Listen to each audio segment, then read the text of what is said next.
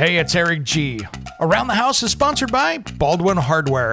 For 75 years, Baldwin Hardware has been known for its first-class quality and craftsmanship in door and cabinetry hardware. As an alumnus of the Baldwin Hardware Design Council, I can say I have seen the details and quality from design to the finished product. If you're looking for a new style and old-world craftsmanship, I can tell you there is only one Baldwin Hardware. Check out what would look great in your home at baldwinhardware.com.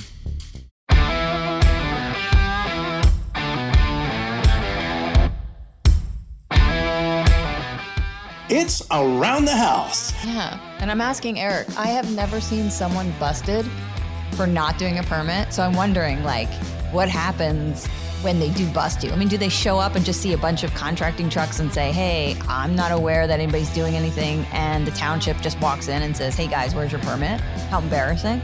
Does it happen? I will give you real life experiences right now that I've seen happen. I was doing this really high-end design in a downtown Seattle condominium project. This guy was gutting his condo. He's now since passed, so I tell the story now. When it comes to remodeling and renovating your home, there is a lot to know, but we've got you covered. This is Around the House.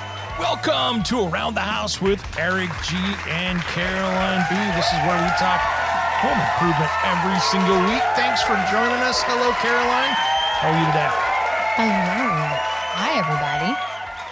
Having a good time here. We've got a fun one today.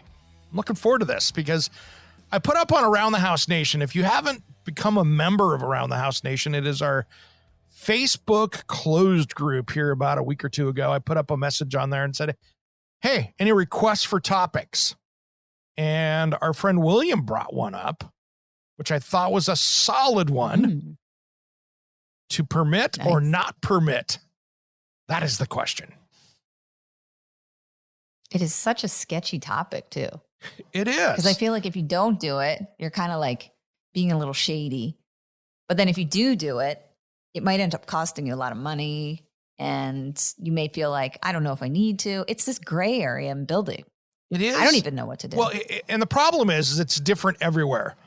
So we'll take this back to the basics here. For instance, in the state of Oregon, where I live, you get your permit from your local building department, but building codes are the same across the entire state because it's state law. Now, you can have a little tweaks here and there in a local residence kind of thing, but building permits are a state thing where you get off into the Northeast a lot, and building permits can be different between cities. It's not a state thing. So it can be very hard to navigate for some people depending on where you live. In my area, Washington, Oregon, it's really it's a state thing here in the Northwest. And it's completely different in other parts of the country. So you have to take that into mind when you start thinking about, do I need to pull a permit or don't need a permit? And that's the interesting part. I have a little rule. So if you're going to change a structure or you're going to do something to the home that's going to be a real estate improvement, chances are you need a permit. But that's just me. That's how I kind of gauge it, because I'm not pulling permits every day. Yeah, but in Washington, in many areas, and I think all of it's this way now, if you change out a water heater, technically you should pull a building permit because you're modifying the plumbing system, even when you're just replacing it. But that falls into my little code because that would be like a real estate improvement. So it's just in my head, that's how I keep track of it. Okay. Well, I mean, a water heater is, easy. If you're improving it. But here's the thing that's interesting. Within that, many times, just a repair, you don't need a building permit for it. Where if it's a replacement, you do. So let's say you've got a loose railing on that deck. And you go, I'm going to go in and I'm going to beef that up a little bit. Most places, you don't need to pull a permit for that. But if you tear it down and put it back up again, and you removed it and replaced it, you should get a building permit. So it gets interesting on how those rules work. But then there's this whole gray area where people are, I'm not going to move. Nobody's going to see it. I can make a change. It's the existing structure. Something is grandfathered in because there's this weird law. I think it's in New Jersey where if something is grandfathered in and you're replacing something that was there, you can get away with not having a permit. It gets sketchy. Maybe in your area. Usually grandfathered in means that, okay, this passed code or this was allowed in 1947, but it's not anywhere near code in 2022. So you're not forced when they change building code to go back and make changes to your existing structure. It's grandfathered in. Traditionally, that's what the grandfathered in is. Now, as soon as you go in and do some work on it, that grandfathered in status is different. So for instance, here was a great example, and this is where you have to be really careful with building permits. And this is a story that I saw play out personally because I was a designer on the project. So homeowner bought a house. It was in Portland, Oregon here in the city. And cool little Tudor style brick face, awesome little storybook house. The second floor had 2 bedrooms, 2 baths. One was the master. And the homeowner wanted to do a master bathroom remodel. Hired a contractor. Contractor pulled the permits correctly. Contractor went in, had the permit in hand, posted following every rule, everything. Tore the bathroom out, did some changes to the plumbing, called in for the first permit inspection. Contractor walks in and goes, original building permit for 1920 on this thing shows the upper floor is being storage. There was never a permit pulled to convert that to bathroom, living space, anything else. Space. Now, this was back in like 2016, 2017 when this happened. They red tagged the project and had to bring the entire second floor up to code for 2016. Thus adding $120,000 to that project because they had to treat that as a new livable space. And that was pretty crazy. That was expensive. So what happened is they had to go in there. The floor was designed for storage, so they had to beef up the floor system. They literally had to go in and open up walls on the finished basement, tear up the floor down there because they needed to put new footings in for the columns in the middle of the house. Yep. They literally had to go in and check shear. Oh, yeah. Plaster walls came down on the inside of the main floor of the living room and stuff that were beautiful Spanish plaster walls. They had to open those up to test for shear, and they had all these different things they had to do just to do this bathroom They're model. Done. Well, here's the worst case of this, and this is where you have to keep those records for a house. The city of Portland also made a huge mistake when they converted over from hard documents to electronic. They lost a decade worth of permits. They can't locate them. Homeowner had a stamped set of plans that said submitted, but they were not from back when the house was remodeled during that time, but they do not say approved. So the homeowner ended up doing that, which means, now here's one thing that I want to talk about in the next segment, because this is where this can cost you money. Technically, when those guys bought this house, Caroline, they bought a house that had many more square feet than was actually permitted. And that is one of the biggest loopholes in real estate transactions today. If you have this old farmhouse that was a single-story farmhouse with a basement and a huge storage area upstairs, and let's say it's 1,000 square feet in the basement, 1,000 square feet in the main floor, 1,000 square feet up in the attic. You paid for a 3,000 square foot house, and you might have only gotten 1,000 square foot house. So you could have paid 2/3 extra for a house for square footage that you never got. So think about it this way. If you've got 2,500 square feet of house, but you only have 1,000 square feet of livable space that the building department says is livable, do you want to pay that $250 a square foot for 2,500 square feet? Or would you rather pay it for the 1,000 you're actually getting? And let's talk about that. When we come back, Caroline, let's talk about this, because this is going to be a big deal for people out there, especially if you're thinking about taking on a project like that. Let's do that just as soon as Around the House returns.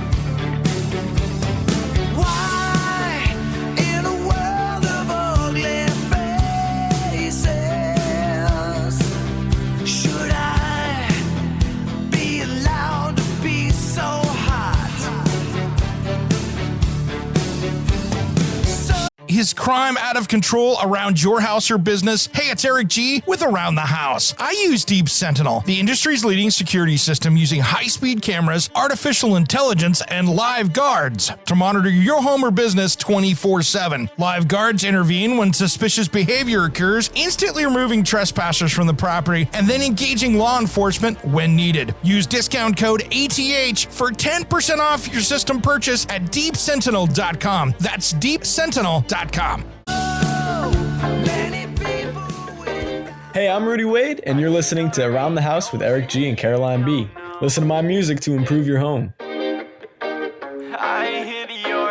got me thinking about the day we moved. Welcome back to the Around the House show. Caroline and I have been sitting here talking. Do you pull a permit? Do you not pull a permit? And we have dove right down this rabbit hole to open up this discussion, because it is a complex one from time to time. It's confusing. And Yeah. it's also, I think, from a financial standpoint, people want to save money. These things aren't cheap. So the average cost of a permit is going to run somewhere around $1,281. That was a 2021 statistic. So Yeah. that's an average you're going to pay. That's a big expense when you're thinking about, doing a project. You have to figure that in. It can be a lot more too, depending on what you're doing. Sometimes here there's development fees. Sometimes there's all these different fees that come onto that. And here's how that can happen. For instance, in the city of Portland, if I go down here, and I'm just going to use it as an example because it's the local big city here to my house. If I go into that city and pull a building permit for a kitchen and bath remodel, and that exceeds $20,000 or $30,000. I'm not sure exactly what the current rule is. Back when I was designing kitchens every day, it was about $25,000. If that project exceeded that, you now had to fit in with the tree code out front. So they came over, and at final inspection, you might have to add 3 approved trees off their list to your front yard to get that kitchen remodel signed off. And I'm not kidding. It's crazy. There's so much to this topic, because I just had a contractor come out to my house, and I'm looking to do a paver patio. And his first response was, "Oh, don't worry about it. This is an existing structure. You had something there that was similar. Your grandfather didn't. Don't worry about it. We don't have to pull a permit." And I don't think it was that he couldn't. He just was trying to probably save me money and not thinking that I would care or know. So interesting. There's so much variance. And that's a tough one. Let's dive into that in a second. Let me put a bow around my last story in the last segment real quick, because I really didn't finish that. We were talking about, pulling permits for something where you're closing a porch or finishing that basement. Keep in mind, if you pulled that permit or didn't pull that permit, you're not going to be able to count that in most cases as legal living space. Correct. So whenever you're going to go out and buy a house, make sure you pull the square footage from the tax assessor. And trust me, that number means nothing, because the tax assessor, if you told that tax assessor that your 3,000 square foot house was 22,000 square feet, they would love to tax you for that. So that number means anything, but that's what most real estate transactions are pulled from. I want you to go to your building permit department and find out what they tell you the real square footage of that house is. Then you will know what that is, because that's what you should be paying that, price per square foot on, is that, not on what the tax assessor is. So if you're buying a house and you see that there's been a lot of renovation to it, you're saying that you should actually maybe go down to the permit department and find out legitimately what that real square footage is, because they may not have done it legally.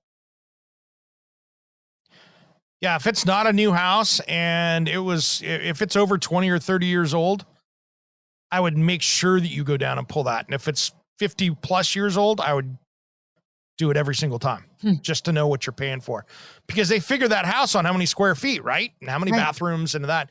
You're paying for a lot of stuff that you would have to tear out to get brought up to code to make that a legitimate square footage. So that's the first key right there. But as you were saying, to get back to your comment, Caroline, it's interesting with grandfathered and kind of really with what you're going with on a paver patio. You probably don't need to get a permit on a paver patio. But what happens is that if you do a retaining wall next to it over 2, 3, 4 feet high, which is going to you might need engineering and a permit for that. That's right. Yeah. So that's where that gets a little more interesting, is what you have to do to get that going. Now, many times electrical, yes, but one of the biggest warnings that I get, and you and I talked about this before the show, one of the biggest concerns I get is when you're doing a remodel, it is up to that homeowner to make sure those permits get pulled, not the contractor. Mm. And if that contractor goes down in many places to get the permits, they're going to look to see if that contractor has a valid contractor's license. So I get a big warning light when the contractor goes, oh, no, I'm not going to go down and pull permits. You have to go do that. Mm. Have they been booted out of there? Have they had issues? Do they have a license that you're missing? What's going on there? Not all contractors are wrong that do that, but they are warning signs for me that I go, my ears kind of pop up a little bit and go, wonder why that is. That makes me nervous. So what are some of the consequences of if you don't pull a permit? And so, you gave a couple of examples that, you may not really have proper usage of your home, your square footage. You may have to go backtrack and end up costing you more money. But then also homeowner's insurance is something to think about too, because if your homeowner's insurance, if for any reason you do a project and you end up, let's say you get a flood or maybe a fire, if they find out you didn't pull a permit, guess what? Homeowners could not cover your claim. I've seen it happen. Yeah, let's talk about that for a minute. Great example. So I went in to go do a kitchen remodel probably 5 years ago on a house that had a addition done to it. They pulled the permits, right? Mm-hmm. Where this name brand remodeler messed up is they didn't get a final permit on it. So they never got that final sign off. And this is a big one too, if you've pulled a permit to get that.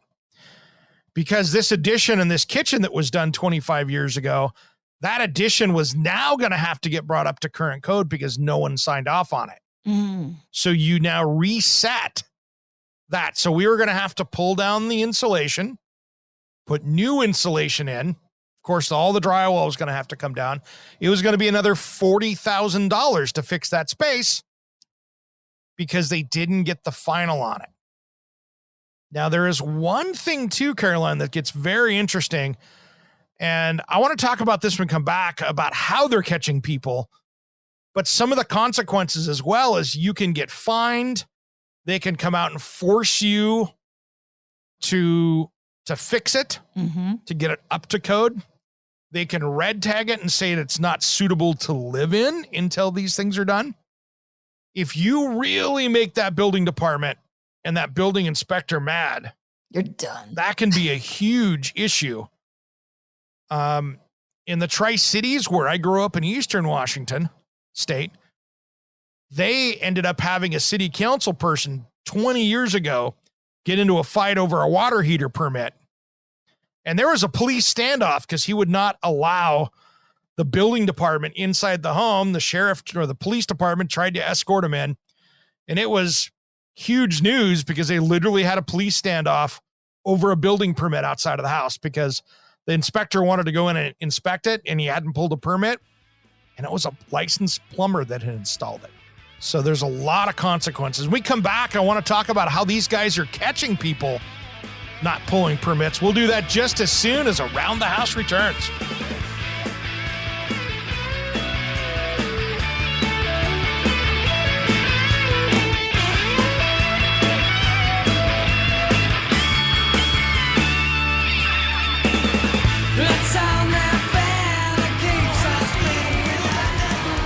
Hey guys, you're listening to Around the House with Eric G and Caroline B. I'm Zeke Sky, and I'm going to show you how to shred it out while you're building it up.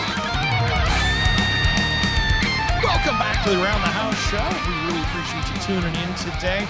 If you want to track us down, you can hit us up at aroundthehouseonline.com. And of course, Facebook, Instagram, Twitter. Just start looking at Around the House show and make sure you join our Facebook closed group, which is Around the House Nation.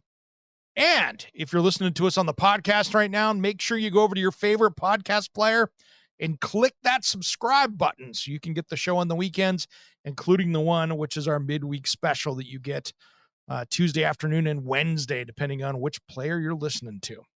We've been diving into permits today, right, Caroline? Yeah. And I'm asking Eric, I have never seen someone busted for not doing a permit. So I'm wondering, like, what happens when they do bust you? I mean, do they show up and just see a bunch of contracting trucks and say, hey, I'm not aware that anybody's doing anything, and the township just walks in and says, hey guys, where's your permit? How embarrassing. Does it happen? I will give you real life experiences right now that I've seen happen. I was doing this really high-end design in a downtown Seattle condominium project. This guy was gutting his condo. He was he's now since passed, so I tell the story now. World-renowned architect that was teaching school at a major university. Okay. One of the largest architecture firms out there. He did not pull permits on this. And the plumbing fixtures that we ordered from him were high-end, imported from Germany, and did not have the little plumbing stamp that they needed to have on them to pass building code in the United States. They had not been tested and approved. How did he get caught? Not his neighbors. Building department head was walking down the street, walking to a lunch meeting, and saw the plumbing fixtures being delivered up into the high rise because it was parked out front with the flashers on, and he went, wow, there's no permit in that building. Followed him up into the house. Oh, no. And this place had been gutted to the studs. Oh, bad. Being a world-renowned architect, he was made an example of because God knows he knew better. So that's one of them. The second one is that pesky neighbor you don't get along with. And where I saw this happen, it happened on a Saturday, which was even weirder. He was swapping out windows on his weekend project. So he ordered some new windows, changing the opening on one of them in his kitchen. And man, building permit guys showed up, building inspectors showed up on a Saturday, which is super rare. And again, he had the window out, tagged him, no permit. That cost him some money, had to pull permits, had to get and then of course, they get you on the fines. Now, the latest technology one is I'm seeing building departments using satellite, like Google pictures. Like, how big was your deck in 1975? No. 1995, maybe? 2005? Or how big was the footprint? Or was that building there, that shed that you built too big? And they can go on there and take a look. How big was that deck there? Oh, wow. That deck doubled in size. And it's a second story deck. You should have pulled a permit for that. You see where I'm going? Yeah, I'm wondering, like, I just imagine them driving around in vehicles, like looking for activity. I mean, how many people do they have on staff? Like, is this a realistic expectation that you could get busted? Or is it more of a do they have us in fear? I'm just curious because I don't really know. Oh, how it the works answer to is, work in a here's the building. thing. Here's where most of them happen. I'll say 70% of the time, maybe 60 to 70% of the time. I'll give a little more room here. 60 to 70% of the time, that building inspector is driving to another inspection. Maybe your neighbor pulled a permit for their deck.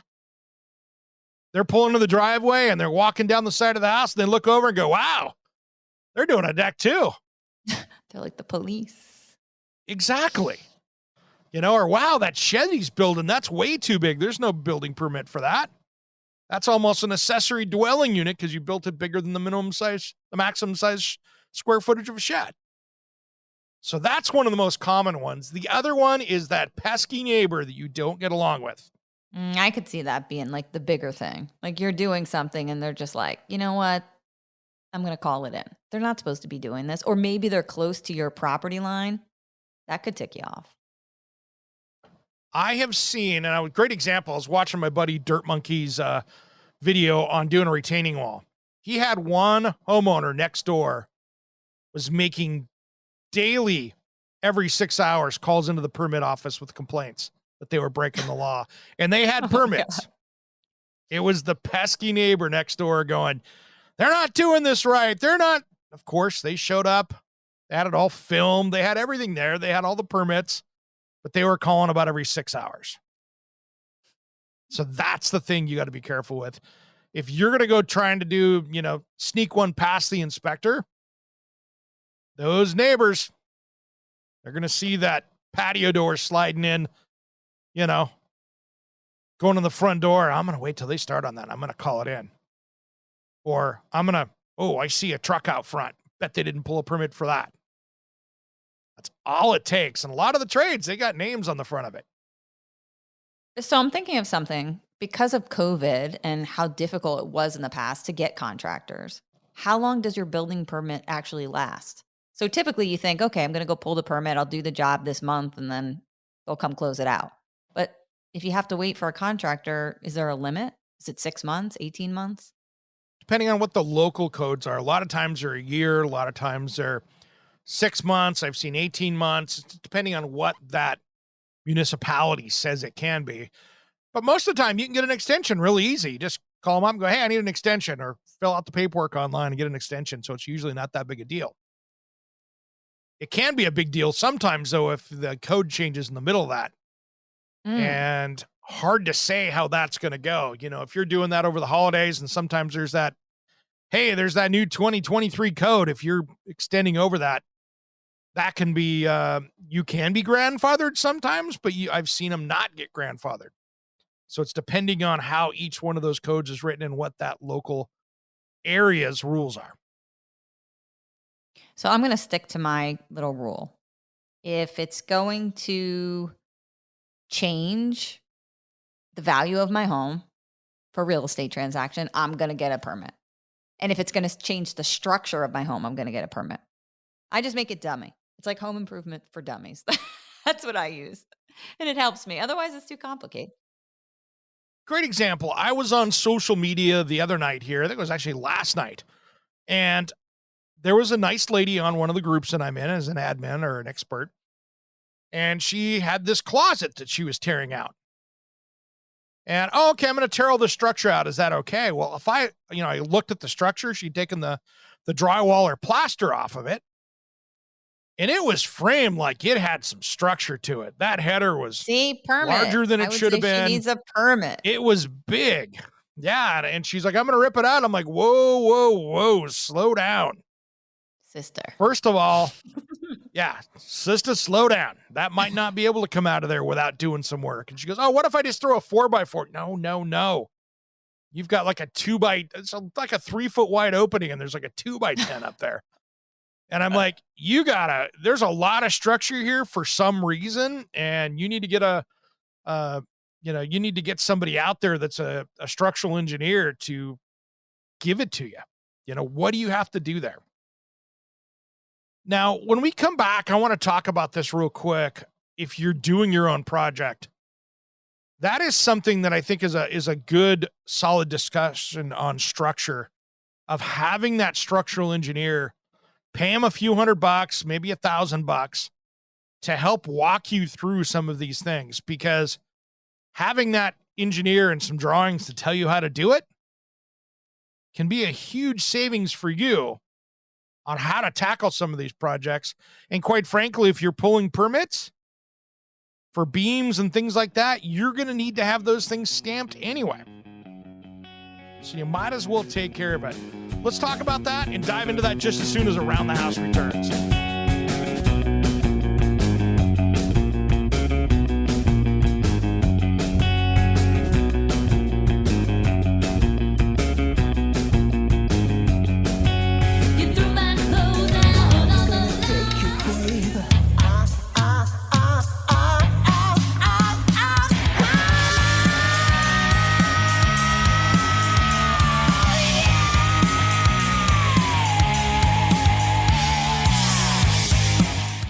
Hi everybody, I'm Eric Amin from Steven Adler's band, and you are listening to Around the House with Eric G and the beautiful Caroline.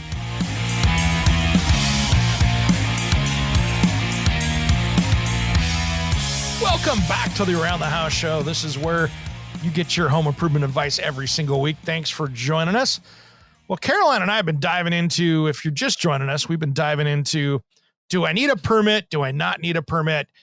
And of course, that rule goes always back to your local permit office. But I was talking before we went out to break about structural engineers and how important they are. Even if you think that you're not going to pull a permit on something, I would still refer to a structural engineer to help walk you through the project so you know that you're doing it correctly. And if you get nailed on it, at least you'll have the drawings already. And then you just have fines and maybe some redoing of the project. I also like mechanical engineers, like when I'm working on HVAC all the time, because I always feel like they give me an extra sense of, back up to what I want to do. I think engineers in general, homeowners traditionally don't look at something and say, oh, I'm going to hire an engineer. Because but it is something sometimes you really do need, especially as the projects get more intricate. And definitely with mechanical engineering, we have so many things that happen in a home now that you kind of need them. Well, pretty much if you're going to pull a permit and you're messing with structure, so if I'm going to make that 3-foot window a 5-foot window, I'm going to have a drawing, and I'm going to have a structural engineer stamp on that drawing saying the size of the header, how it's fastened, all of those things, because all of a sudden they have to bring that area up to current building code. So there could be a lot that has to be done on that to meet that, as much a current building code that it can. So that's where that gets a little more interesting. If you're a homeowner though, and you're putting in, let's just say you're going to put in some new windows, you're going to add windows to the house that weren't traditionally there. Whose responsibility is it? Is it the homeowner to do that, or is it the window company? Who advises you about that? First off, the homeowner is always going to be responsible for getting and pulling permits. So when you go to pull the permit for adding new windows, they're generally going to want to see a drawing of where the windows are, structural engineer stamped drawings for that, because it's not only just going in there, okay, I'm cutting a hole in the side of the house and I'm putting a new header in and I'm figuring out that span. They want to see, are you affecting the shear of that building? Well, have you changed how that building is going to stand up? Because every piece of material you put on the wall, like plywood or drywall, has shear that keeps that building from racking.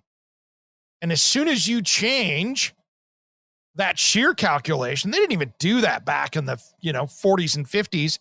They just went, oh, that'll be strong enough. Now they have to do those calculations. So many times it's like a garage. If you build your own garage, when you get around that outside of that garage door, there is nailing schedules where they say, okay, you need to use 3/4 inch plywood or 1/2 inch plywood or steel moment frames or whatever to keep that structure so it's solid, so a windstorm doesn't come by and blow the building over sideways. So you have to consider shear and all of that. So that's why half of that is there. And then of course you're trying to figure out if you're a townhome where you got 2 stories above it, maybe there's a post that carries all the way up that carries some big window or deck above. And if you break that coming down, there could be significant load on some 2x4s there that you didn't calculate. And now you've got a header that could be bowing. It could take out a window. It could cause some other structural issues. So anytime you're changing structure like that, unless it's just a single 1-story house and you're doing a quick little window thing, I'll be honest, I think you should get that structural engineer in there just to make sure you've done it correctly. Interesting. So I'm putting in a slider in my kitchen. I'm taking out a large bay window, putting in a slider. You think I need a structural engineer? But here's the thing. Probably not in that. You're not changing the width of that window, are you? You're just taking a window out and maybe slightly. It's going to be slightly bigger, a little bigger, and obviously taller because it's a slider versus a bay window. So you're not reusing that header. But a large bay. Technically, yeah, you would need to have engineered drawings for that in almost every municipality that's going to require a building permit for that. They're going to want a quick drawing to show what that load calculation is and how that's going to transfer down, because you are reframing that structure. So technically that's where they'd want to see that. A few $100, they'll come out there, and could be a few $1,000 depending on what they have to do, of course. But you know what I mean? It's what it is, and that's what it's going to require. So those are things to take a look at. The same thing is going to be if, I'll be honest, if you've got a basement and you've got a big horizontal crack in the basement, where that basement wall's starting to bow in, you want a structural engineer to come out and give you a report on the correct way to fix that. Maybe it's steel posts, maybe it's carbon fiber strips, maybe it's a new foundation wall. All of that should be looked at by a structural engineer as well, just like you would a retaining wall outside. You'd want to have, if you're over, 3 feet, I think you should have a structural engineer draw out how that retaining wall has to go. In many areas, you have to have that for the permit. Lots to do. Lots to think about. So those are all things that... and most homeowners don't know where to get a structural engineer. Is there a website? I mean, where do they go? Here's the thing. I have always gotten my structural engineers from my building designers that I've worked with in the past, just because I have those relationships. But you can jump on to Google and find one in your area and have them, call around to a few of them. Mm-hmm. I like the smaller independent ones versus some of the big, huge firms for doing stuff. That's my personal preference, because I like that personal relationship to be able to call up and go, hey, Jim, I need you to look at this one. But that's me. But find somebody that's close, somebody that wants to take on a small project. Those are the big ones tend to go for larger commercial projects where, they're taking on the high rise, or they're taking on the city, county, township road projects and everything else. See, you motivated me.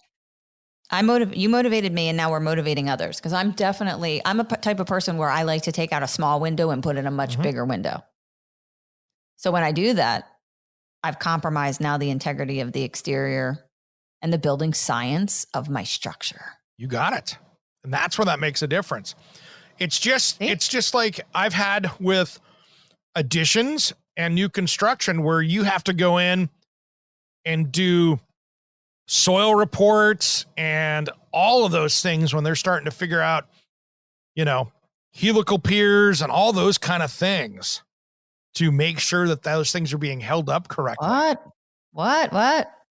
What did you just say? A helical pier? I'm learning something. What is that? So if you're building a deck, one great way to make sure if you've got marshy ground or if you've got a lot of frost heave is that what they do is a helical pier. Think of like a big screw that they screw into the ground, basically down into bedrock. And there's a meter on there that tells you what the force is of the power that they're screwing that down into. And maybe it'll say up to, make up a number up to 1,000 foot-pounds. Then that comes up with a steel bracket, and that is the support. So if you've got a house that's sinking, you can go out and put those every 6-8 feet around the house and lift from that and actually lift that house up so that foundation is attached to that. And if that ground continues to sink, it keeps the house supported. It's jacked up. So if you've got that, old chimney pulling away from the house and pulling away and, because the outside of it is sinking and pulling the top away from the house, you can go in and put 2 or 4 helical piers in there, carefully jack that back off the helical pier as the jack point. So you're going to lift from that, and then you can put a bracket onto it and hold it, and that won't move anymore. It is just solid as a rock. Nice. Word of the day, helical pure. And there's a lot of people that do those. It used to be something that was, they can be expensive. They can be $1,000, $2,000 a pop for each one that they do, because they have to bring in a little excavator and do that. But there's also some engineering drawings where you want to put them. So there's a little bit to them. Very important when you're on a hill as well, to keep things from moving. Hey, Caroline, I'm hearing the music in the back. You know what that means? It's time to go. Means get those permits. Guys, get those permits. Follow it. Be legal. See what you can do. It's not a bad thing. I'm Eric G. And I'm Caroline B. And you've been listening to Around the House.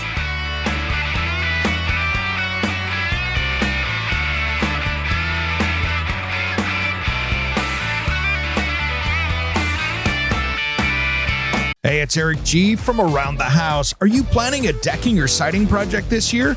If you are, you've got to check out my friends at Millboard. Millboard is a completely different kind of composite decking and cladding that enhances outdoor spaces with enduring distinction. Hand-molded from the finest oak, it realistically mimics the natural grain and color of premium hardwood. If you're looking for something that doesn't look like plastic and instead real wood, check out millboard.com. Make sure and check out that interview we did just a few weeks back. That's millboard.com.